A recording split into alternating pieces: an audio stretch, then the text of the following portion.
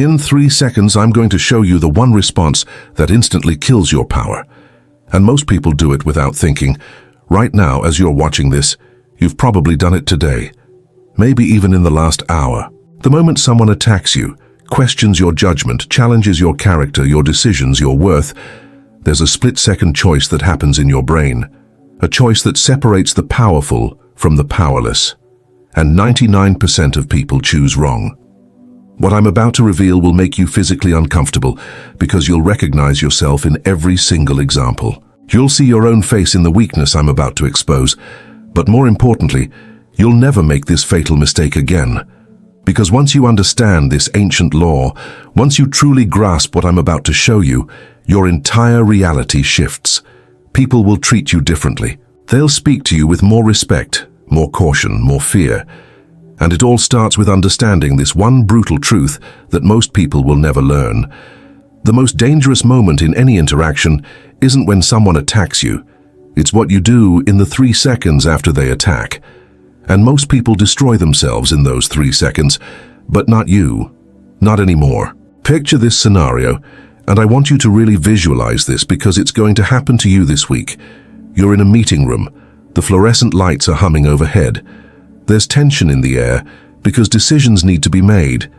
You present an idea, something you've worked on, something you believe in. The room is quiet for a moment. Then someone, maybe a colleague, maybe your boss, maybe that person who's always had it out for you, they lean forward and say with that slight smirk, "That's a terrible idea." Or they get more personal. "You always think you know better than everyone else, don't you?" The room goes silent. All eyes turn to you. Your heart rate spikes, your face flushes, and in that moment your brain does what it was trained to do since childhood. It scrambles to defend. Most people immediately respond with, "That's not what I meant," or "You misunderstood me," or "I'm not like that. Let me explain." They start talking faster. Their voice gets higher. They gesture more frantically. They think they're saving face, but what they're actually doing is confirming every suspicion in that room. Stop. You just lost. And here's the terrifying part. You lost before you even finished your first defensive sentence. Because there's an ancient law that governs all human interaction, a law so brutal, so effective, that the man who discovered it became the most feared strategist in history. And through all his observations, through all the blood and betrayal he witnessed, he discovered one thing that changes everything about human nature. One principle that, once you understand it, will make you see every social interaction through a completely different lens. The moment you defend yourself, you admit you're weak enough to need to. Think about that for a second, really let it sink in. When someone attacks you and you immediately start explaining yourself, what are you actually communicating? You're saying, "This person has the authority to judge me." You're saying, "Their opinion of me matters so much that I need to change it." You're saying, "I am weak enough to be shaken by their words." And everyone in the room hears that message loud and clear. Think about the most powerful people you know. Not the loudest ones, not the most liked ones, but the truly powerful. CEOs who can fire someone with a glance. World leaders who command armies. The untouchables in your own life. Notice what they don't do when attacked. They don't explain. They don't justify. They don't defend. They don't need to. Because they understand something most people never will. Power isn't about being right. It's about being unshakable. When you can remain completely still while the world around you loses its mind, when you can hold silence while others scramble to fill it, when you can watch someone attack you and feel nothing but mild amusement, that's when you hold real power. That's when you become dangerous in the best possible way. But here's where most people get confused. They think power means being aggressive, being loud, being the biggest personality in the room. That's not power. That's insecurity wearing a mask. Real power whispers. Real power doesn't need to prove itself. Real power is so confident in its position that it doesn't even acknowledge threats to that position. It's like being so tall that you don't notice when short people try to insult your height. Their words simply don't reach you, and that's exactly the state of mind we're going to build in you. Because once you understand this principle, once you really get it in your bones, everything changes. People start treating you differently. They become more careful with their words around you. They second-guess themselves before challenging you. Not because you're intimidating them, but because your complete lack of defensiveness makes them question their own position. When someone throws a punch and you don't even flinch, they start wondering if maybe they missed something. Maybe they underestimated you. Maybe they just made a very dangerous mistake. Here's the trap 99% of people fall into, and I want you to listen carefully, because this might be the most important thing you learn today. When you defend yourself, you're actually doing three things simultaneously, three things that destroy your power before you even realize what's happening. First, you're accepting their frame. Think about this like a boxing match. When someone attacks you verbally and you respond defensively, you've just agreed to fight in their ring by their rules, with them as the referee. You've given them the power to set the terms of engagement. You're no longer leading the conversation, you're reacting to it. Second, you're showing you care. You're revealing that their opinion matters to you, that their words have the power to affect your emotional state, that they have some kind of authority over your sense of self-worth. And the moment people smell that desperation, that need for their approval, you lose all leverage in the relationship. Third, and this is the most damaging, you're looking guilty. Because here's a harsh truth about human psychology: only the guilty rush to explain. When someone accuses you of something and you immediately launch into a detailed defense, what message does that send? It sends the message that the accusation might have some merit. Think about it. If someone accused you of being a purple elephant, would you spend 20 minutes explaining why you're not? Of course not. The accusation is so ridiculous that it doesn't deserve a response. But when we defend ourselves against character attacks, we're implying that the attack is serious enough to warrant a defense. Let me show you exactly how this plays out in real life, and I want you to really picture this scenario, because it happens every single day. Someone calls you arrogant. Maybe it's in a meeting, maybe it's at a social gathering, maybe it's online. Doesn't matter where, what matters is what happens next. The weak response, the response that 99% of people give: "No, I'm not arrogant, I'm just confident. You don't understand my personality. I've been through a lot, and I've learned to stand up for myself. I'm actually really humble when you get to know me. I was just trying to..." And on and on and on. What's the result? You look defensive, insecure, and yes, incredibly arrogant. Because nothing screams arrogance like spending 5 minutes explaining why you're not arrogant. The people listening aren't thinking, "Oh, he convinced me." They're thinking, "Wow, that really got to him. He's even more arrogant than I thought." You've just confirmed their accusation by trying to deny it. You've played right into their hands. You've given them exactly the reaction they wanted. But what if I told you there's a way to flip this completely? What if I told you there's a way to take their attack and turn it into your weapon? What if instead of defending yourself, you could make them defend themselves? Well, that's exactly what I'm about to show you. And once you see how this works, you'll never go back to being defensive again. Here's what the true strategist does instead, and pay attention because this is going to feel completely foreign to everything you've been taught. When someone accuses you of being arrogant, you don't deny it. You don't explain it. You don't justify it. Instead, you pause. You let the silence hang for just a moment. You look at them with calm curiosity, maybe even slight amusement. And then, with complete confidence, you say something like, "Interesting that confidence makes some people uncomfortable." Watch what just happened. You didn't deny anything. You didn't accept anything. You redirected the entire energy of the interaction back onto them. You made their accusation about their insecurity, not your character. You turned their attack into evidence of their weakness, and you did it all without breaking a sweat, without raising your voice, without showing even a hint of defensiveness. You've just performed what I call a power inversion. Someone says you're manipulative? Only people who can't influence others say that. They claim you think you're better than everyone.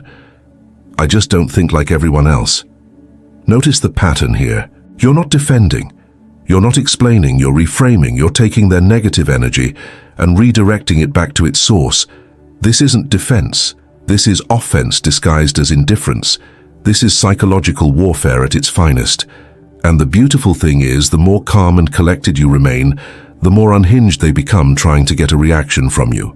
But here's the deeper game that Machiavelli understood, the game that most people never even realize is being played. When you don't defend yourself, something breaks in your attacker's mind. Something fundamental shifts in the power dynamic. They came at you expecting a fight, expecting you to get emotional, expecting you to scramble and justify and explain. Instead, they encountered something they weren't prepared for, complete indifference to their opinion. It's like throwing a punch and hitting air. It's disorienting. It's unsettling. It makes them question everything they thought they knew about the situation. Watch their psychological spiral happen in real time. First comes confusion. Why didn't he react? Why isn't he defending himself? Does he not care what I think? Then comes self-doubt. Did I overreact? Did I misread the situation? Do I look foolish right now? Then desperation kicks in. They escalate. They push harder. They get more dramatic, more personal, more vicious, trying desperately to get some kind of reaction from you. But the more they push, the more unhinged they look. Finally comes public embarrassment. The room which was initially focused on you and the accusation is now focused on them and their increasingly desperate behavior. They've become the spectacle. Meanwhile, you're sitting there like a glacier, unmovable, untouchable, unaffected. The crowd isn't watching the accusation anymore. They're watching your response. And silence, when delivered with complete presence and confidence, speaks louder than any defense ever could. Your calm becomes a mirror that reflects their chaos back at them. Now let's get surgical. I'm going to give you 3 specific weapons you can use instead of defending yourself. 3 tools that will completely flip the power dynamic in any confrontation. Master these, and you'll never lose a verbal battle again. Weapon 1. The void. This is complete silence. You let their accusation die in its own echo. You give them absolutely nothing to work with. Here's how it works. Imagine you're at a dinner party. Someone makes a public insult, something designed to embarrass you in front of the group. Oh, there goes John again, always acting like he's the smartest person in the room. The room goes quiet. Everyone turns to look at you, waiting for your response. And here's what you do, absolutely nothing. You pause. You make eye contact for exactly 2 seconds. Not aggressive eye contact, not hurt eye contact, just calm, almost amused eye contact. Then you turn away and calmly continue whatever conversation you were having before, as if the insult never happened. What's the result? The insulter feels invisible. They've just discovered that their words have no power over you. They don't even register on your radar. Meanwhile, everyone else in the room is thinking, wow, that didn't even faze him. Either he's incredibly secure, or he knows something about that insulter that we don't. Your complete lack of reaction has turned you into a mystery. And mystery, as Machiavelli knew, is one of the most powerful tools in human interaction. Weapon 2. The redirect. This is where you don't address the claim at all. Instead, you address their emotional state. You make the conversation about them, not about the accusation. Someone attacks your character, and instead of defending your character, you calmly observe their behavior. You seem emotional today, delivered with genuine curiosity, not sarcasm. Is everything okay? Said with the tone you'd use to comfort a child having a tantrum. What just happened? You've completely shifted the frame. Now they're not the prosecutor putting you on trial. They're the patient, and you're the doctor observing their symptoms. They came at you trying to make you look unstable, and instead, you've made them look unstable. You've turned their attack into evidence of their own emotional dysfunction. And the beautiful thing is, you've done it with apparent kindness and concern. You look like the mature, stable one trying to help someone who's clearly struggling. Weapon 3. The elevation. This is where you rise above the entire frame of the conversation. You don't engage with the content of their attack at all. You simply acknowledge that they have an opinion and make it clear that their opinion is irrelevant to your reality. If that's how you see it, said with complete detachment. Okay, delivered with the same energy you'd use to acknowledge that it's raining outside. Noted, said like you're filing away unimportant information. What you've just done is made their opinion powerless. You haven't argued with it, which would give it weight. You haven't denied it, which would suggest it has merit. You've simply acknowledged it exists and moved on, like acknowledging a cloud in the sky. Their devastating attack has become background noise. Here's what they don't want you to know, and this might be the most important revelation in this entire video. The world has trained you to defend yourself. From the moment you could speak, you were taught to explain your actions, justify your choices, prove your innocence when accused. School taught you to always have the right answer ready. Your parents taught you to explain yourself when you got in trouble. Society taught you that being misunderstood is dangerous, that you need everyone to see you in a positive light, that your reputation is everything. But here's the brutal truth: this training is exactly how they keep you weak. This constant need to explain yourself, to prove yourself, to defend yourself, it's a prison disguised as social conditioning. Because the moment you need to prove you're powerful, you've already proven you're not. Think about it logically. Does a lion explain why it's the king of the jungle? Does it hold press conferences to justify its position in the food chain? Does it write blog posts about why it deserves respect? Of course not. The idea is absurd. Does the ocean justify its depth? Does it apologize for being vast and mysterious? Does fire explain why it burns? No. Power simply is. It doesn't explain itself because it doesn't need to. It exists independent of anyone else's opinion about it.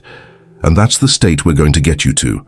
A state where you're so grounded in your own reality, so secure in your own worth, that other people's opinions become irrelevant background noise. Not because you don't hear them, but because you don't need them. When you reach this level, accusations bounce off you like rain off a window. They literally cannot penetrate your psychological armor because you've stopped giving them permission to matter. Let's make this practical. I'm going to give you 3 scenarios that you'll face this week, maybe even today, and show you exactly how to handle them using these principles. First scenario: digital warfare. Someone attacks you online. Maybe it's in the comments section of your social media posts. Maybe it's in a professional forum. Maybe it's a review of your business. They write something designed to hurt you, embarrass you, damage your reputation. Here's what most people do. They write long defensive posts explaining their side of the story. They get emotional. They try to prove the attacker wrong with facts and logic. They engage in lengthy back-and-forth arguments that make both parties look petty and unprofessional. Don't do any of that. Instead, if you respond at all, post something like, "People call you dangerous when they can't control you," or simply, "Interesting perspective," and leave it at that. What's the result? You look completely unfazed by their attack. They look obsessed and unstable. Anyone reading the exchange sees the contrast between your calm confidence and their emotional outburst. You've won without fighting. Second scenario: workplace politics. You're in a meeting and a colleague undermines you publicly. That strategy isn't well thought out, or "I'm not sure John has the experience to handle this project." The room goes quiet. Everyone's watching your reaction. Don't defend the strategy. Don't list your qualifications. Instead, calmly say, "Let's hear your approach then," and sit back. What just happened? You've put them on the spot. Now they have to perform under pressure. They have to come up with a better idea on the fly, in front of everyone, or admit they were just criticizing without having a solution. You've turned their attack into their test. Third scenario: personal relationships. This one's tricky because it involves people you care about, but the principle still applies. Your partner says something like, "You don't care about me anymore," or "You never listen to what I say." Your instinct is to panic, to start explaining all the ways you do care, all the times you have listened, to prove your love and devotion. Don't do that. Instead of panicking and launching into explanations, pause, take a breath, then respond with something like, "That's not how I see it," or "I don't agree with that." Short, grounded, no justification needed. What happens next is crucial. Your partner, who was expecting you to scramble and plead, is now faced with your calm certainty. They have to either escalate into full drama mode, which makes them look unreasonable, or actually engage with your perspective instead of just venting their emotions. You've shifted the dynamic from you being on trial to both of you being equals in a conversation. This isn't about being cold or uncaring. This is about not allowing your emotions to be manipulated by someone else's emotional state. You can be loving and supportive without being defensive and weak. In fact, your strength and stability are exactly what troubled people need most from you. When you remain grounded while they're spinning out, you become their anchor instead of joining them in the storm. If you're ready to take these strategies beyond theory, check the pinned comment. The link I left there is the next step to becoming truly untouchable. Here's what happens when you master this approach, and I want you to really visualize this transformation because it's going to be your new reality. Before you learned this, you were reactive. Someone would attack you, and you'd immediately go into defense mode. Your heart rate would spike, your thoughts would race. You'd scramble to find the right words to prove your innocence or worth. You'd lose sleep replaying conversations, thinking of what you should have said. You'd feel like you were always on trial, always having to prove yourself to someone. After you master these principles, your presence becomes your defense. Your silence becomes your strength. Your calm becomes your weapon. People stop testing you because they know they'll lose before they start.